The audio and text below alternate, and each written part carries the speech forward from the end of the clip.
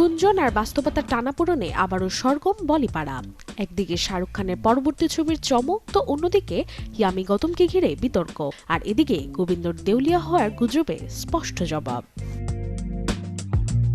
চলতি বছরের শেষে মুক্তি পেতে যাচ্ছে শাহরুখ খানের বহুল প্রতীক্ষিত সিনেমা কিং। এরপর কোন ছবিতে বলিউড বাদশাকে দেখা যাবে তা নিয়ে শুরু হয়েছে আলোচনা। জানা গেছে এক যুগ পর আবারও ফারাহ খানের পরিচালনায় ফিরতে পারেন শাহরুখ খান। সম্ভাব্য প্রকল্প হিসেবে এগিয়ে রয়েছে ব্যবসা সফল मैं हूं ना ছবির সিকুয়েল। শুধু তাই নয়, শোনা যাচ্ছে দ্বিতীয় কিস্তিতে শাহরুখকে দেখা যেতে পারে ডাবল চরিত্রে। দেশাত্মবোধ, অ্যাকশন ও কমেডির মিশেলের নতুন গল্পের ধারণা এসেছে খোদ শাহরুখ খানের কাছ থেকেই। বিজলি কেবলসের স্কিন কোটেড ইনসুলেশন আগুন প্রতিরোধী। বিজলি কেবলস, নিরাপদ আজীবন। এদিকে হক সিনেমার সাফল্যের পর ইয়ামি গৌতম যুক্ত হয়েছেন আদিত্য ধর পরিচালিত ধুরন্ধর 2-এ।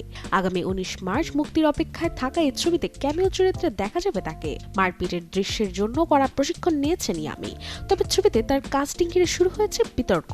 সমালোচকদের একাংশ এটিকে স্বজনপ্রীতির অভিযোগ হিসেবে দেখলেও নির্মাতার পক্ষ থেকে এখনো এই নিয়ে আনুষ্ঠানিক কোনো প্রতিক্রিয়া জানা যায়নি। অন্যদিকে গোবিন্দর দেউলিয়া হওয়ার গুজবে মুখ খুলেছেন অভিনেতার আত্মসহায়ক শশী সিনহা।